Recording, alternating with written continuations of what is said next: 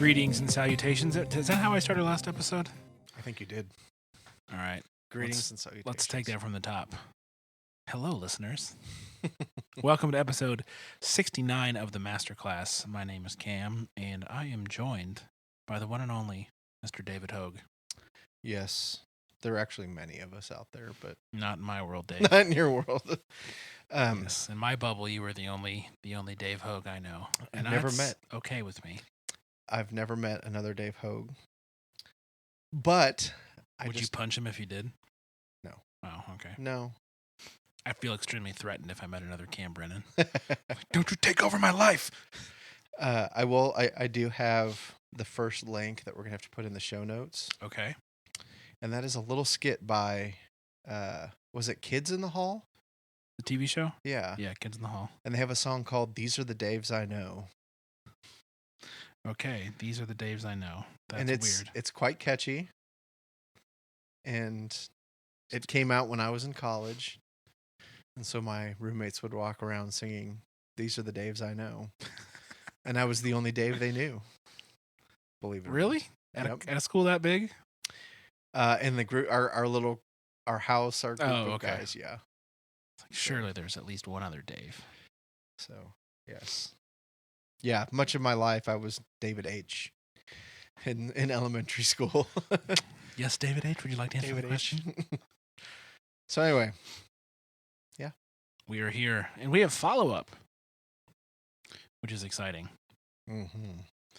I mentioned it last episode, and I actually did what I said I was going to do. I actually listened to the podcast or the sermon that my buddy Justin sent me. It's a Timothy Keller sermon, and full disclosure, I really like Tim Keller.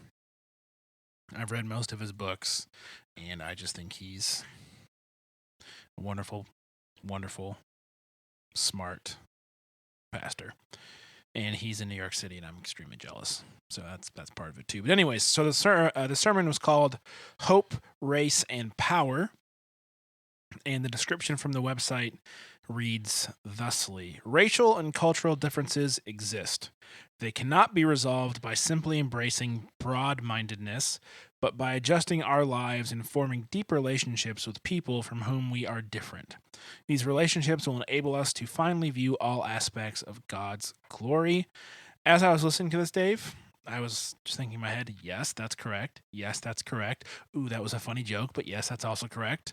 And not just like factually correct, but contextually and culturally correct. Tim Keller is very good at observing culture and what society values and is teaching, and then comparing and contrasting that with the gospel. And it's one of the things that make him so good at what he does, that he is very, very culturally aware and culturally sensitive, but he's also very, very centered on God and the gospel and how those things interact. And so I was shocked. I mean, I laughed out loud when I read what year or what the date was for the sermon. This sermon was from April 25th, 2004, which is over 12 years ago. And at no point during the sermon did I not think this was from like last month. Mm-hmm. It was still 12 years later, culturally relevant to what's happening now, which says a number of things. One, that Tim Keller really is good at reading culture and delivering a truthful message, but also that we are no place better than we were 12 years ago as far as embracing difference, as far as embracing diversity, as far as being willing to accept other ideas or concepts as legitimate. And, this is obviously only fueled by the outbreaks of shooting and protests and, just the clear message from certain people in the world that if you're different than me, I'm willing to kill you for it. Mm-hmm. Or at best, at worst, kill you. At best, marginalize you and make you feel like you're a piece of crap because you don't believe what I believe. And real quickly, I don't want to poorly relate the entire sermon, but I will do 1 or 2 points. One, he says that a lot of times in culture, Christians are viewed as narrow-minded people because, Christianity is an exclusive group, right? You either are or you aren't. Mm-hmm. And, if you are saved, you go to heaven. If you aren't saved, you don't. So there's this exclusivity. It's not inclusive, which I think is a very poor understanding of what the gospel is. Mm-hmm. The gospel is trying to be as inclusive as possible, but you have to make that choice. But anyways, so he says in a far better way than I'm about to say that we see the opposite of narrow-mindedness as broad-mindedness. Of your truth is relative, and you do you and I'll do me. But when my Christianity butts up against your relativism, all of a sudden your broad-mindedness still rejects me and my narrow-mindedness. And so he said it in some respects, being in that term broad-minded of accepting of other things except for one is almost worse in just pure math, really, than saying, no, this is the one truth. All of this is right except for you. Right. Is the problem. And so he explains why broad-mindedness and narrow-minded aren't really great terms, and how they can kind of push you in a direction. But then he shares another story. It's C.S. Lewis, Tolkien, and I forget who the third guy was, and I feel really bad about that because he was probably somebody really important and intelligent too. But that when one of the three of them got together all the time, and he says, you only really ever get to know people through other people. And so when one of the three died, he came to the realization that the remaining friend, he was never going to see the aspects of that friend that the third friend brought out, whether that be the good parts or the bad parts, right? And so one of the importances of relationship with different people, and one of the importances of living in a diverse culture with people who are different from you, who believe things that are different from you, who act differently from you, is that you get to see all the facets of a person's personality. And if we apply that to God, we get to see the side of God that the the poverty-stricken charismatic churches in Africa or Asia accentuate versus the rigid evangelical suburban churches here in America. And so if we can be friends with liberal and conservative and black and white and rich and poor people, we can begin to see more facets of the life that God has provided for us, and in doing so, more facets of his personality and his characteristics. It's just really, really, really solid stuff. We'll have a link in the show notes to the sermon. It's free to stream on the website, or you can download it so you can listen to it on your phone whenever you want, or your computer while you're at work. But definitely, at least for me, highly recommended. So thank you to Justin for sending me that sermon. Yeah, I really appreciate it. It was really good. There is a book called Street God, and we'll put this in the show notes as well. And the author of Street God is a guy named Demos Salaberios, and I probably totally butchered his name. It is a wonderful book. He's the pastor of Infinity Bible Church, which he has in South Bronx. And Demos was when it refers to Street God, he was a drug dealer. And interestingly enough, he is a church planner of Timothy Keller. City to city. Huh? City to city. And they're doing so much good stuff. And so not only does he preach it or have a message about those kinds of things, but he lives it out, which I think a lot of people think they do that. But I think there's a lot more words than there is actual action And so um, I have not been a Timothy Keller fan as long as Cam has been, but everything that I pick up from him or anything that I see just connected with him, I'm just dumbfounded by just his wisdom. And he's obviously a man that seeks after God and prays and studies the word and understands things very in-depthly. And I think it's Romans for You is the one I'm listening to right now, the first 7 chapters of Romans. And it's definitely one of those kind of like, we haven't mentioned him in a while, Dallas Willard. I'm going to have to re-listen to it, reread it, redigest it. But yeah, highly recommend Timothy Keller and Demos Salibarius' book, Street God, because it really, he gives his testimony in there and how he came to be the pastor of a church. And I don't know, it's much like our journey. 2 steps forward, 1 step back, 1 step forward, 3 steps back. I think I can't remember if I mentioned it on the show or not, but definitely even had experiences where he got in with bad theology and bad churches, and in the midst of that, God spoke to him and really revealed himself to him, and became clear to him that he was not where he was supposed to be, and eventually ended up with Timothy Keller. So yeah, good stuff all around. Agreed. All right. Any other thoughts before we dive into our main topic for this fine episode? Just would challenge people to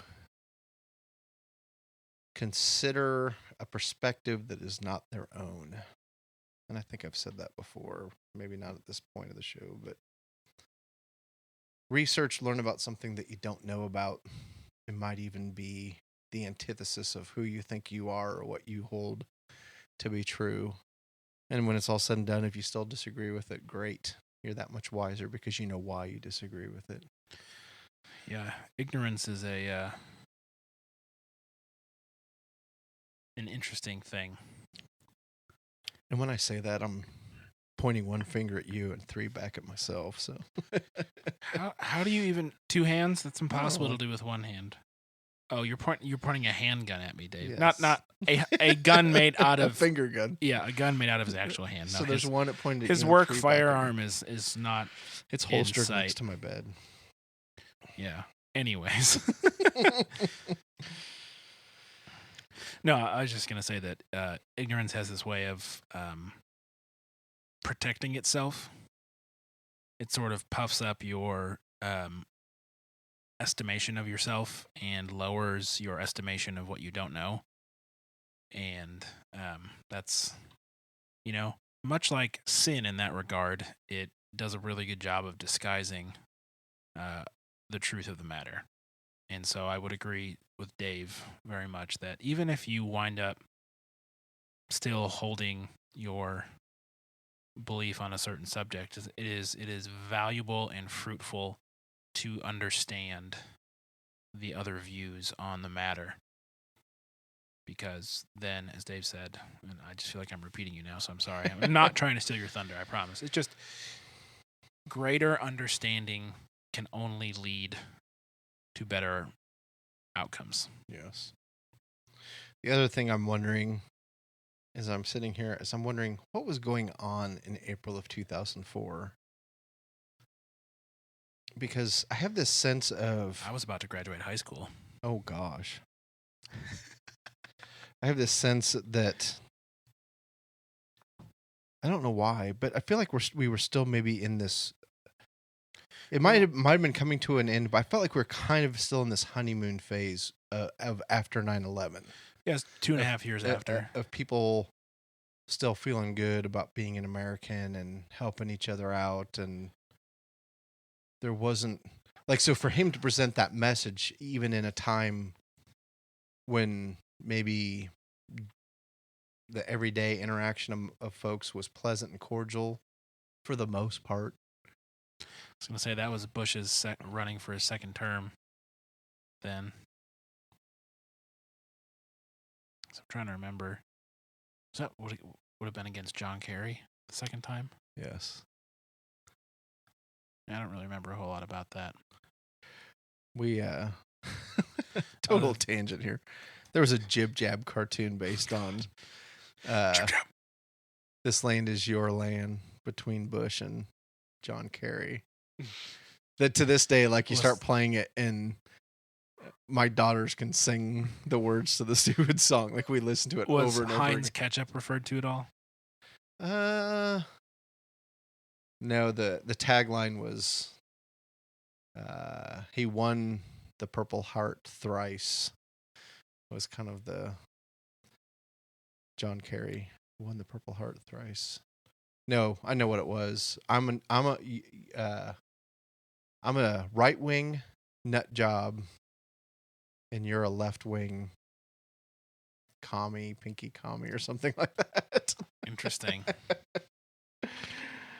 So anyway, yeah, I total tangent, but I guess I just have a sense that 12 years ago there wasn't the turmoil that maybe we're dealing with in 2016, and I'm again fascinated that Timothy Keller can. No, because I remember that was when Bush was really like going after Saddam Hussein, right? And then after that it was Osama. Like there was this sort of crusade to show the world that you will not, to borrow a phrase from the Marines, tread on us. Like you did. I mean, that was, I think, maybe not the height of the war on terror, which is still going, I guess. But it was, people were still like on board with it. Oh yeah, patriotism everywhere, ramping up. Like let's get all of the entire Middle East. Let's just turn the whole thing into a parking lot, because that's how we solve problems. But yeah, I think that Keller was obviously completely in hindsight and not really having the timeline exact here. So speaking loosely, I think he was onto a trend that he was seeing, especially living in New York and being there when all and speaking to people who live and breathe everyday New York City. That I have to imagine it was different there than it was for me in Detroit and for you here. Absolutely. Or were you elsewhere in 2004? No, you were back? Yep, we lived in Gardner, and I worked in Lawrence. You've given away the location of our secret lair, Dave. All right. Shall we? Sure. Or are you researching something else? You're looking intently at your laptop. No. Better not be the White Sox, Dave. Don't cheat on me with those White Sox. Condoleezza Rice was testifying before the 9/11 Commission in April of 2004. I forgot about her.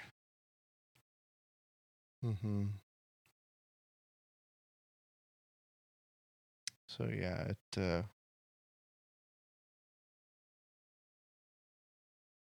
interestingly enough, there were terrorist attacks in Madrid. So yeah, it's the good old days. Friends was in its 10th and final season. Friends was still on TV in 2004? Final episode of Frasier. Oh my. Now we are licking the bottom of the barrel here, Dave. Here you go. There's a massacre of 630 nomad Muslims by Christians in Nigeria. Oh, hey, guess what? We do stupid stuff too. The Pistons also won the Did they? NBA championship that year, yeah. And Boston went on to win the World Series that year. Was that the year that they came back? That was the year that the Yankees. Yeah, I literally remember sitting in the report writing room at work and saying to my boss, "It's over. Yankees are gonna win."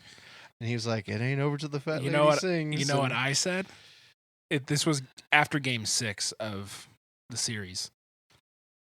I was like, if the Red Sox win Game 7, they're going to sweep the World Series. And they did. Yeah, they and I did. didn't bet a single penny on it because I was 17. And who was the National League team that they played? I want to say Diamondbacks, I don't know. but that's probably not right. I remember them coming back against the Yankees, but I don't remember who the National League team I'm was. going to look it up real quick. All right. We are like so far from Manny Ramirez. St. Louis Cardinals. Oh, even better. I like the Cardinals. Ew. Yeah. Not allowed. Well, they hate the Cubs as well. Yeah. Well, and Tony La Russa ended up being their manager. I like Tony La Russa. Guess who the Tigers lost to in the 2006 World Series? The Cardinals? That's why I don't like them. Yeah. And Tony La Russa was the manager, wasn't he? All right. The Bible. The Bible. So. Oh, real-time follow-up. Hold on. I just got a breaking news report. Is this a gold medal? This is Olympic news. So if you don't want to hear what I'm about to say, it's Olympic swimming news. Fast forward 30 seconds. Ready, set, fast forward. U.S. team, including Michael Phelps and Ryan Lochte, wins gold medal in the 4x200 meter freestyle relay at the Olympics. Boom. That's like his 23rd. It's his 25th overall, and it's his 22nd gold medal. Gosh. Dear fast forward listener, you have arrived and missed all of the spoilers. All I right. will not mention it again. You want to read it tonight, or? Oh, yeah, sure. Let me get that pulled up. I wasn't prepared, Dave. A little payback. Yes.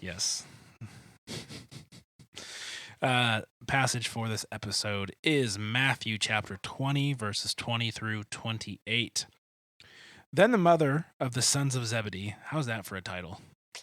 Do you think you should ever introduce yourself that way? Hi, I'm the mother of the sons of Zebedee. They also went by Sons of Thunder, which is an awesome name. I've always like if I was ever a pro wrestling tag team, I'd probably go Sons of Thunder. See, I always thought like a motorcycle gang would be Sons of Thunder. Oh yeah, because you get the we're the worst, Dave. We can't stay on topic for 5 seconds. Anyways, all right. Then the mother of the sons of Zebedee came up to him, being Jesus, with her sons, and kneeling before him, she asked him for something. And he said to her, "What do you want?" She said to him, "Say that these 2 sons of mine are to sit, one at your right hand and one at your left, in your kingdom."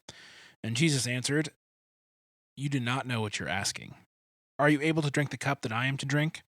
They said to him, "We are able."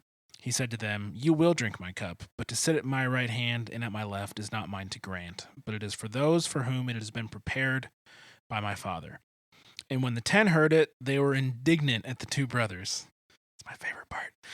But Jesus called them to him and said, "You know that the rulers of the Gentiles lord it over them, and their great ones exercise authority over them. It shall not be so among you, but whoever would be great among you must be your servant, and whoever would be first among you must be your slave, even as the Son of Man came not to be served, but to serve, and to give his life as a ransom for many." Yes. So, there we have it. Yes. And first of all, sorry, no, you're good. You. Well, I just was going to say the sons of Zebedee are James and John. Yes. And I think this is correct. John was like, he was kind of already, in terms of what Jesus was doing here on earth, kind of the right-hand man as it was. And so then James, in this particular case, is John's brother. James, right? Not Jesus' brother, James. Jesus had a brother that was also named James. And he's the one that wrote the Epistle of James. Yes. And do they refer to him as like John the Minor and John the Major, or John the Lesser? And I don't know. That doesn't even matter. No, that would be Wayne Gretzky's the great one, and his younger brother was the good one. Gotcha. So anyway, James and John, these are guys that are pretty tight with Jesus. Yeah, no, they are certainly. And I'm trying to remember who are the ones that he took up on the Mount of Transfiguration. Was that these 2 and Peter? Well, I would have said it was Peter and John. Okay. I can't but I remember. could be wrong. Anyways, why is their mom there? These are grown men. Yes. I'd be like, Mom, not in front of my friends. Jeez. Come on, Mom. You're Seriously. embarrassing me. Oh, you're the worst. But like, I get it. She wants her kids to do well for themselves. Yes. But it is clear, at least to me, that none of them get it yet. No, this like- is definitely a perspective of an earthly kingdom. Yeah, political takeover. Yeah. Which is what the Jews at this time had always thought. That's why the Maccabean Revolution happened. That is why when he enters Jerusalem, they're all laying down their, palms and coats for his donkey to walk on, because they think he's there to overthrow the government. Which is one of the reasons why the Pharisees tried to get him with the, this coin has Caesar's face. Give Caesar what is Caesar's, give to God what. Like, they're trying to get him to be political, and he's doing everything he can not to be. And so this is certainly a mother coming in, assuming that imminently things are going to change, and she wants her boys, for whatever reason, to be right there for the whole world to see. And I don't know if that's just the mom wanting what she thinks is best for her kids, or if she's conniving, or what. But I just think it's hysterical that this mother gets involved in her grown children's business this way in front of all of, their tightest friends. Yes. That is funny to me. I would absolutely agree. So anyways, she asked that one is at the right hand, one is at the left hand. That's a big deal, apparently. Sure. I don't know. I feel like if I was a king, I wouldn't want anyone sitting next to me. Ew. I'd want to be up there all by my lonesome, ruling authoritatively from my throne with an awesome scepter. But that's why I'm not. Anyways, Jesus's response, you don't know what you're asking, I think is great. Because he's kind of, Jesus is a blunt guy. If you read through his stuff, he's loving, he's caring, he is righteous, he defends the truth, but a lot of times he's just blunt. He just says it the way it is. And how refreshing is that? Like, I don't think he was like, oh, you're an idiot, you don't even know what you're asking. I think he's just like, listen, you don't understand. I think you can deliver that news without being a prick. You know what I mean? And personally, I wish I had the ability to be blunt and not also be a jerk at the same time. So does Donald Trump. I really don't think he wants. I think he likes. Yeah, he probably does. Why did you bring God, Dave? Well, and I guess I'll rephrase that. I think that's what. Did you honestly just compare Jesus to Donald Trump? No. Oh, you compared him to me. That's even worse. I think it's what people are clamoring for this day. I think people are sick of political correctness and saying what needs to be said and towing the line. I think they're looking for somebody that will speak that will speak the truth and will speak it, like you said, in a way that is heard by many and is hard to deny. And yeah, and it comes back to the whole speak the truth in love thing that you hear thrown around so much. And I often think that when someone's like, oh, speak the truth in love, it means that you have to be really nice and you got to compliment them 19 times just so you can say, stop doing this. Like, have you ever worked with those people? I think I'm one of those people. Oh, really? Probably. Oh, see? In the workplace, really? I would assume you've been like, hey, get your crap together, fix this. Not because you're not a mean guy, but you just don't really have patience for BS, which is one of the many things I like about you, because we are the same that way. Just don't have time for it. But the idea that speaking the truth in love can be, you don't understand. It doesn't have to be, oh, I know you're having a rough day, and I know that this happened. Yeah, I But don't do that. but my experience, like the term has become I get what you're saying. a carefrontation. Yeah. There's nothing wrong with confrontation. It's not a negative. Confrontation is good. Yeah, it's not negative. There's no negative. No, there's an issue. Let's talk about it openly. Let's Yeah. discuss it like adults, and then let's move on. So the fact, I feel like I'm repeating myself, but to me, it's so important. And Jesus says, let your yes be your yes and your no be your. Just say what you mean and get to the bottom of whatever the issue is so that you can have an intelligent, civil conversation. You don't see them arguing. He says, you don't understand. Let me explain it to you. It is not for me to decide who's at my right and left hand. It's up to whoever God has ordained for those positions. Thank you for asking. Here's the truth. Let's move on. Yeah. It's so refreshing. I don't think he was worried about hurting her feelings, even though the answer he gave her is not what she wanted. But he also wasn't just like, and blew her off. No, and here's why. Feel free to, disagree with what God has ordained, but it doesn't really matter because it is what God has ordained. Yeah. I got to figure out a way to twist that into my wife choosing better names for our soon-to-be-born daughter. The Bible says that I get to do what I want and you don't. That's Oh no. no, not at all. I'm not. That was a poor joke. I'm not gonna do that, and that's not what anyone should do. Don't twist Jesus' words. Yes, this is true. So, yeah, I'm fascinated by the whole. Are you able to drink the cup that I am to drink? We are able. And then it goes from mom making the request to, okay, now sons are definitely involved. I mean, there's an element of, oh yeah, like she's making the request, but when he asks a question, they're like, yes, we can do that. Yeah, I almost feel like he gives her the answer, and it's like, you don't know what you're asking, or no, he tells her, and then he turns to them and he's like, you two are involved in this too. You don't know what you're asking. Mhm. Are you able to do this? And yes, we are able. Like I almost feel like they probably like high five each other, or pump their chests. And again, their perspective is, sure, we can rule the kingdom. Mm-hmm. Yes, absolutely.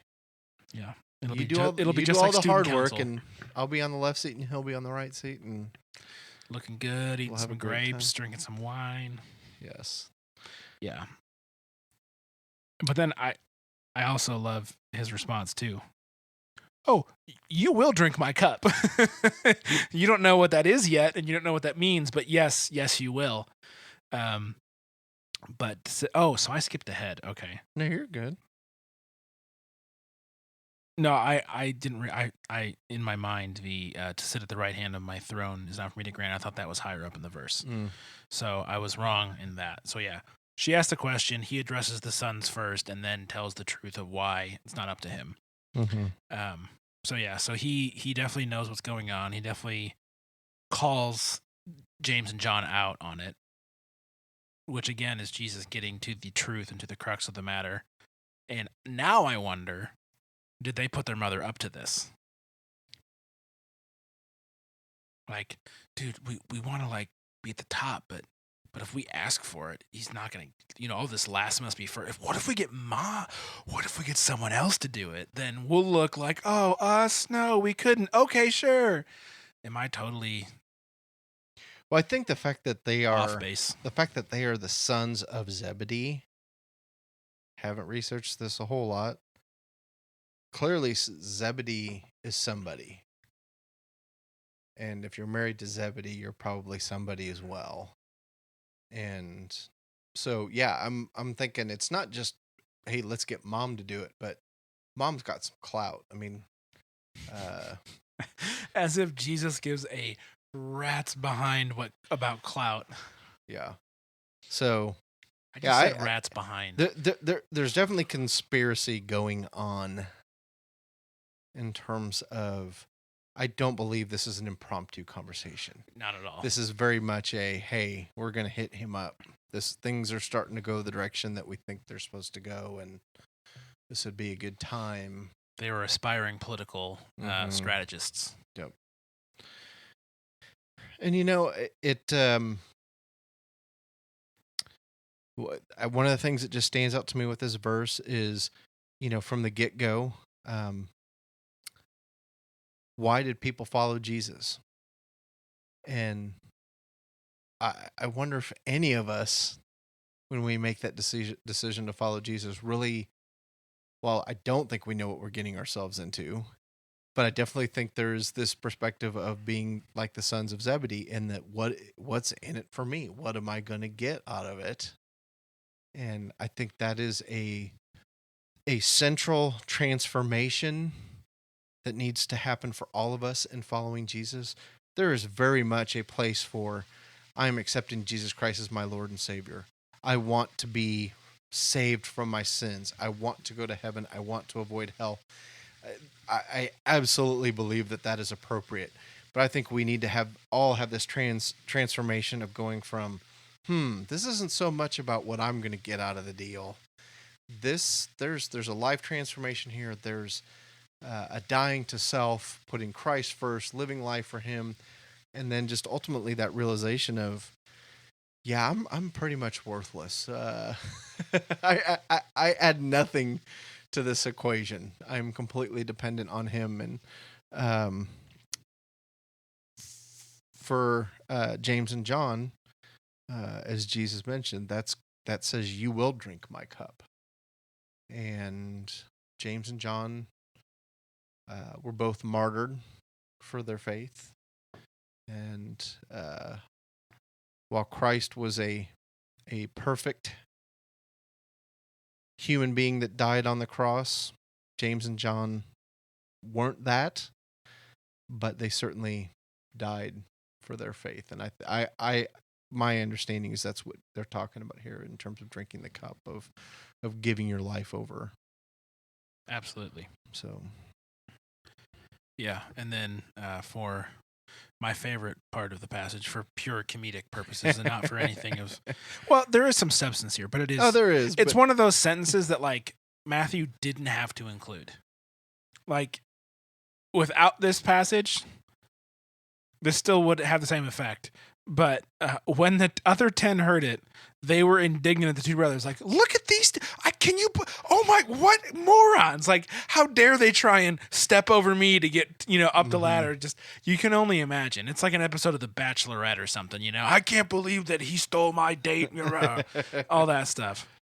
Yeah, I think it's hysterical. Like, it's a totally, like, humanizing sentence. Mm-hmm. These were just dudes that clearly didn't get it, that were clearly imperfect, but still saw something in Jesus enough to hang around.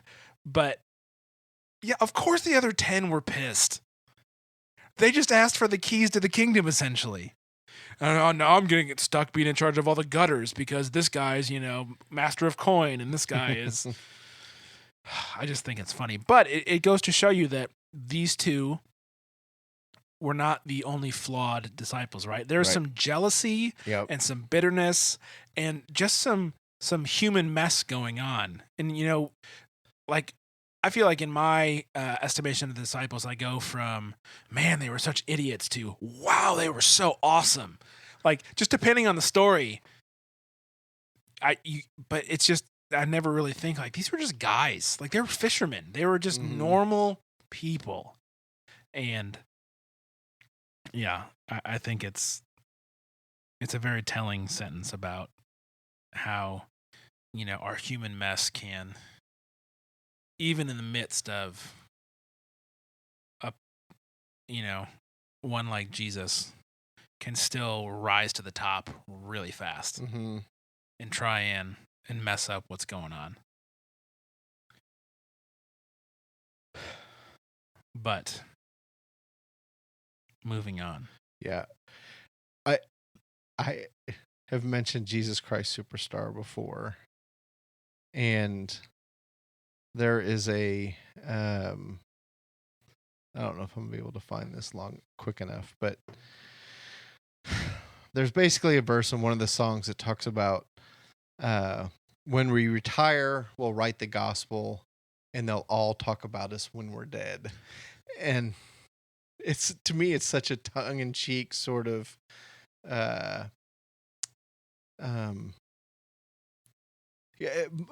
much of what you're talking about, hindsight being 2020, sure, somebody would aspire to be an apostle or a disciple, but the reality is, in the midst of that and all what's going on, think of the absurdity of we're choosing to follow who we believe to be the Messiah, and when we retire, we'll write the gospel, so they'll all talk about us when we're dead. Yeah, so, and that's an Andrew Lloyd Webber musical, yeah, musical, rock opera. Ooh. So it's Last Supper lyrics. Last Supper. Last Supper lyrics. All right. I don't know. Again, another tangent, but it just, I must say, I enjoy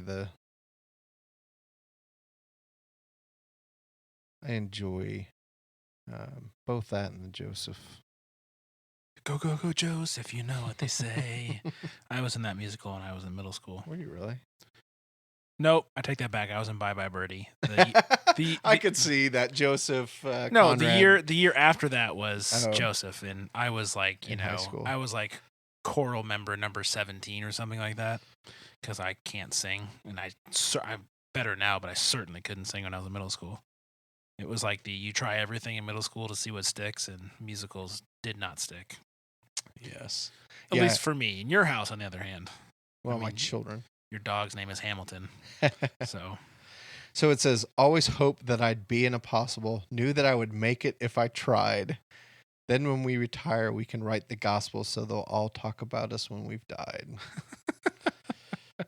And again, it's Andrew Lloyd Webber, and it's very tongue-in-cheek, but God, just the human perspective of being successful and giving it my effort and finally arriving, and man, what the cross really means and what it meant for them to drink of the cup and to live the lives that they did. And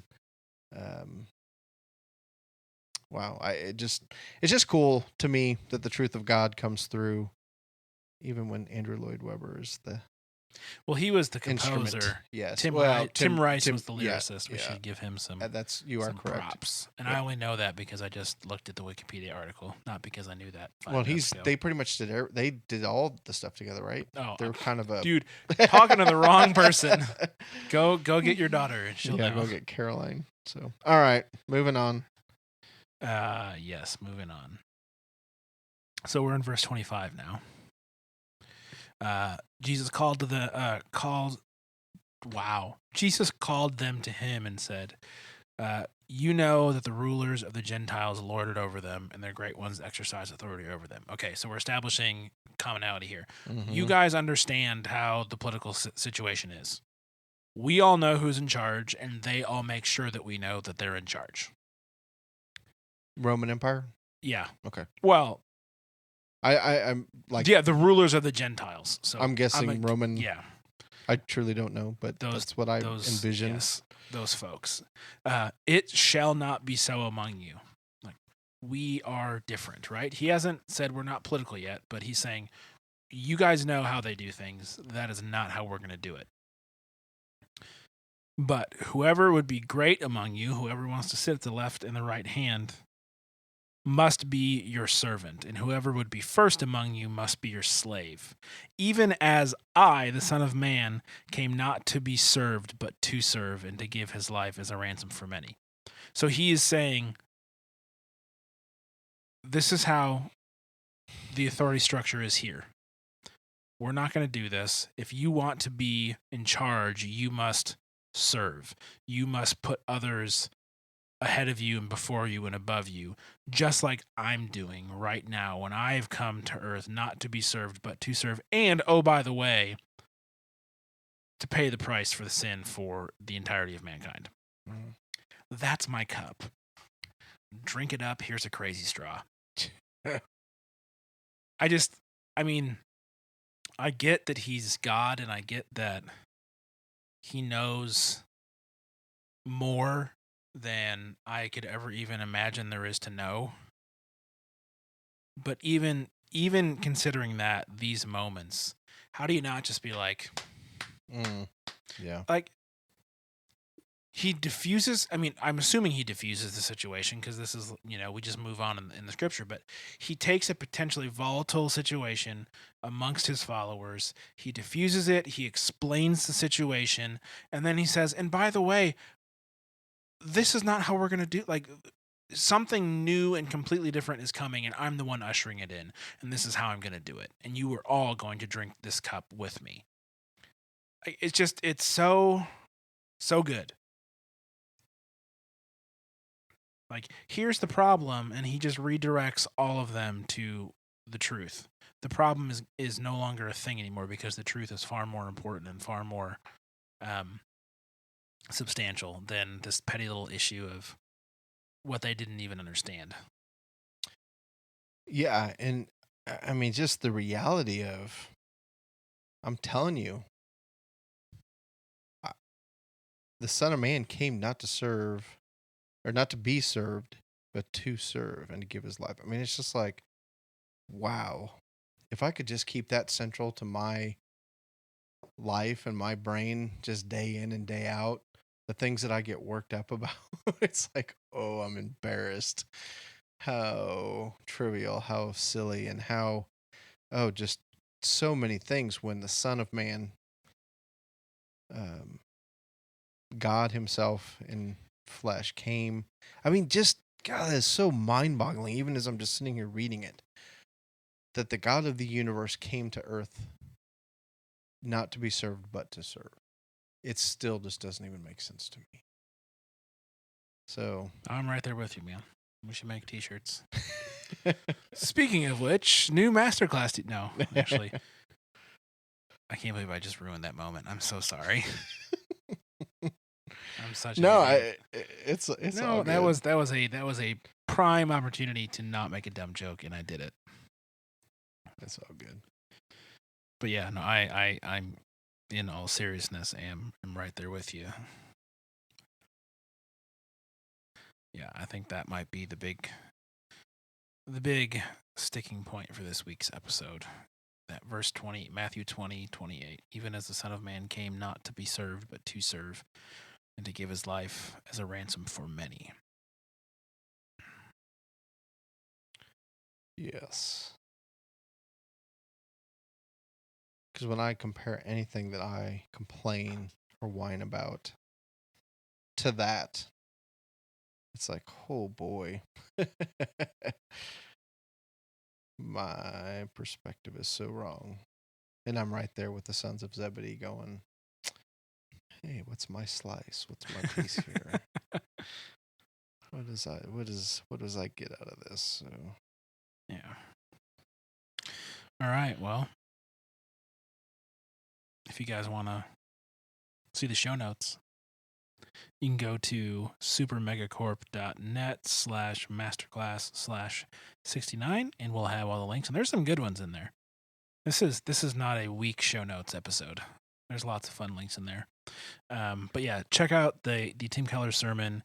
Check out the Street God book. Check out Redeemer City to City. They're doing just crazy awesome church planning stuff all over the world, and they do incredible training, and it's all centered in urban centers, and just really, really, really cool stuff. And then you can check out the Jesus Christ Superstar stuff too. Not as important, but definitely fun. yes. If you want to get in touch, Dave is at 108HBO on Twitter. What are you listening to?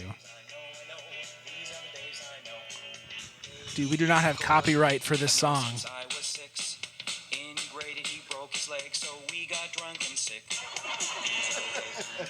So inappropriate.